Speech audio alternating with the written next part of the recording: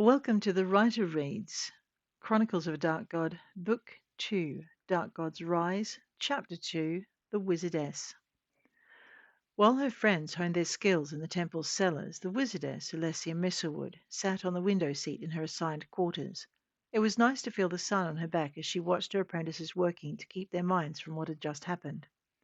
One of them, a solid girl with brown hair and eyes, was bent over a piece of embroidery given to her by the temple priests. She sewed each stitch as though she wished to forget the last, and wasn't seeing the picture on the cloth before her. Her brown hair had lost its chestnut gleam, and her brown eyes no longer held the laughter for which she had been known. Her name was Zareen, and her sleep was still troubled by the nightmare through which she'd lived. Every now and then she'd glance anxiously over at her mistress, or across at the slightly older girl sitting at the table. Dark-haired and grey-eyed, Sindra was the oldest of her fellow apprentices. She was frowning at the book before her, as if trying to understand the arcane theory it contained. A parchment, ink, and quill stood beside her. Occasionally she'd return Zareen's glances, or look down at her notes, or cast a wary gaze over the young boy sitting at the edge of a pool of sunlight. He was practicing spell-lets, minor forms of spells designed to prepare apprentices for the gathering and control of larger amounts of magical power. He was summoning and banishing tiny pools of dust. His name was Varen. Sindra's next glance showed he was getting bored. He was forming the pools of dust into increasingly elaborate patterns until it was obvious he'd gone beyond spell-lets. The dust forms he created showed he was gathering and using the same amount of arcane power as required by most basic spells.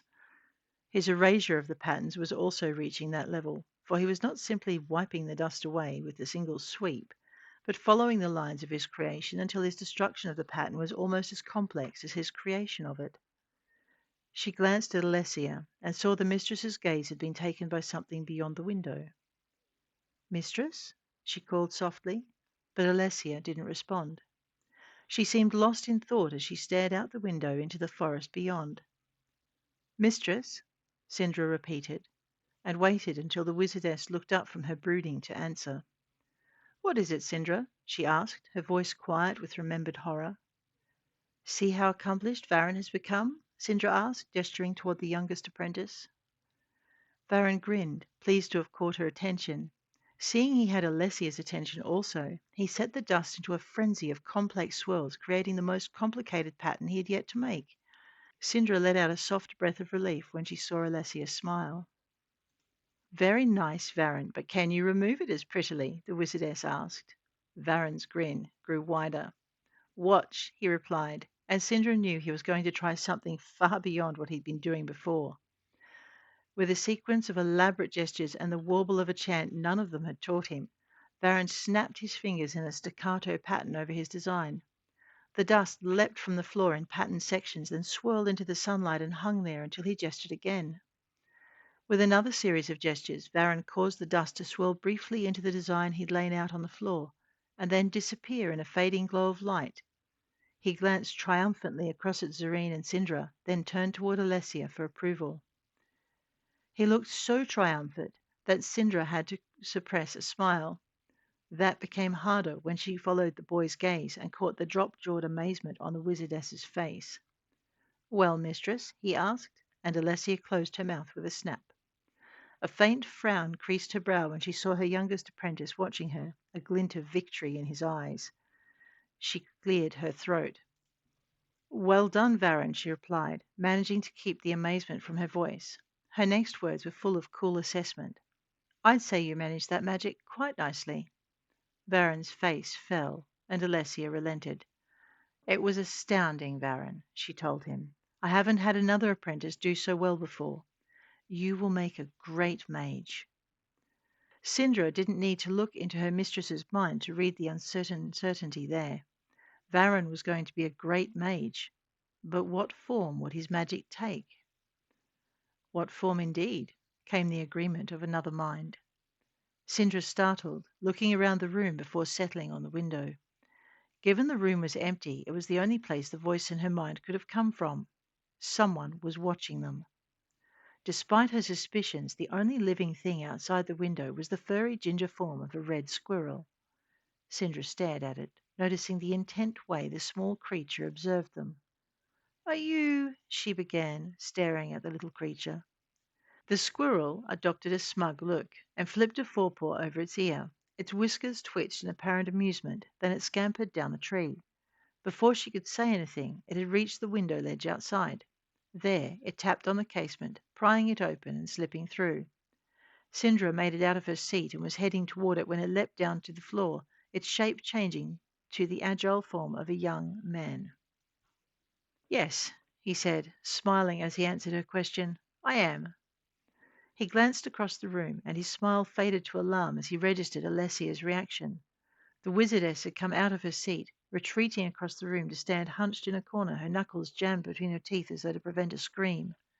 Likewise, Zareen had slid out of her chair, leaving her embroidery on the table as she prepared to cast a defensive spell. At least, that's what Sindra thought it was meant to be. She reached across to slap her fellow apprentices' hands out of their pattern, disrupting the spell. It was Varan who saw what his mistress intended. After extending himself to form the elaborate patterns from the dust, his mage sense was stretched taut, sensitive to the slightest current of power in the air, and his mistress had just become a seething mass of energy. Looking toward her, he saw her hands move in the first gesture for a new spell. The sense of power coming off her made his mage sense ache, as did the aggressive destruction the power suggested. His mistress was afraid, and the newcomer might be benign, but the Wizardess wasn't going to give him a chance to prove otherwise. Varan pushed himself to his feet, the oppressive sense of his mistress's magic beating at his head. Whatever it was she was about to cast, Varan knew he had to stop it. The newly arrived shape changer was faster. He raised a hand, smiling gently as he spoke a single word. Power rippled out from him, and Alessia's hand stopped moving. Her voice faded to a panicked mumble before she could complete whatever it was she sought to cast. The gathered magic began to unravel. Varan sensed it coming apart and couldn't help it. He'd never seen so much power gathered in one place before. If he could only... He reached for it, his mage sense protesting at this added extension. But Varan ignored its warning. He was too focused on the pattern he was going to create this time. Warned by a mage sense of his own, the shape-shifting wizard felt the power move, sensing the current of wild magic move toward the boy. Released from Alessia's control, the magic surged and rolled. Knowing it was too great for any apprentice to wield, the strange mage reached out and gave the child a gentle shove. It wasn't much, but it was enough to stop him from keeping the spell in his mind. Varan shouted in protest, the magic spilling from his control, losing the shape he'd tentatively been trying to form. "You've done enough today, Varan," Sindra stated. The newly arrived mage looked at the girl he'd first seen from the window, the one with the gift of mind-speak. "Thank you for your support, my lady." He tried saying it with a smile, and was rewarded by a fleeting smile in return, but the expression was quickly gone, the stern frown replacing it, not an improvement. "Perhaps you'd better introduce yourself and explain who comes here uninvited and in such an inadvisable fashion." The strange mage opened his mouth to reply, only to close it again as a gentle breeze wafted past them, vanishing out the window through which he'd entered. Both he and Sindra pivoted toward its source. It was clear Zareen wasn't going to wait for an introduction, and that her next spell wasn't going to be so benign. Once more the strange mage spoke a single gentle word and froze one of her companions in their place. "Don't worry," the stranger assured Sindra. "They'll both be all right." "And you?" Varan demanded, even though he didn't get up from the floor. "What were you doing spying on us?" His eyes narrowed with suspicion. "Are you a peeping Tom?"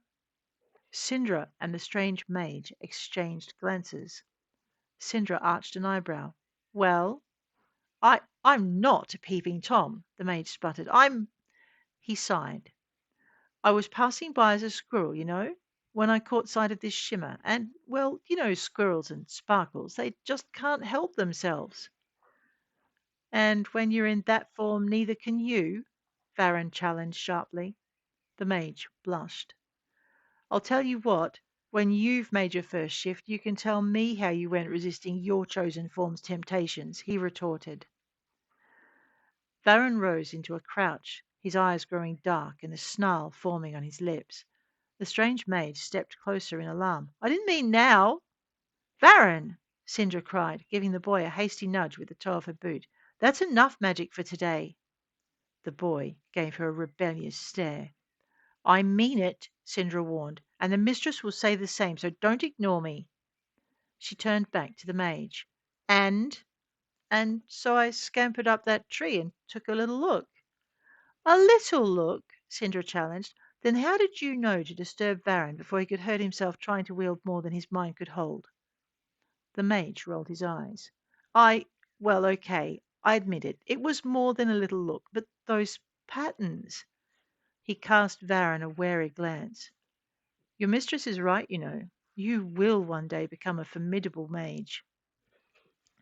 The boy gave him another rebellious look, and he hurried to explain. I've been sitting up there for just over a full turn of the hourglass. As soon as he'd said it, his eyes widened and his face paled. Oh no, I'm going to be late. Late? A meeting. The mage tried to brush it off with a glib wave of his hand. Sindra decided to let it go, changing the subject instead.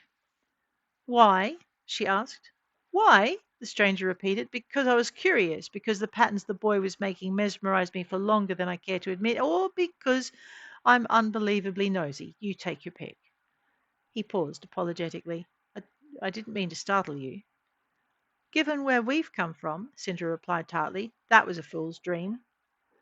But I wasn't to know that, the mage said softly. If I had, I might have chosen to make a less dramatic entrance. Sindra sighed and indicated the statue-still forms of Alessia and Zareen. It will have to do, she noted. Now, if you could release my friends? Of course, of course, the mage hurriedly answered, uttering the phrase required to end his enchantment. Alessia uttered a small gasp, then clasped her hands and studied the young mage. Zareen stumbled sideways, catching the edge of the table to steady herself before she fell. The girl gave the strange mage a resentful scowl, then returned to her seat and picked up her tapestry. The mage watched as she reseated herself and then turned to Alessia. Sindra stepped back to her seat, signaling Varan should join her at the table. Write down what you've learned, she instructed, if only to give the boy a task not involving magic. The strange mage bowed to her mistress, and Sindra observed as Alessia favoured the young man with a forced smile. What she could not see was how their Kavaragan friend reacted when Zareen's message wind reached his ear.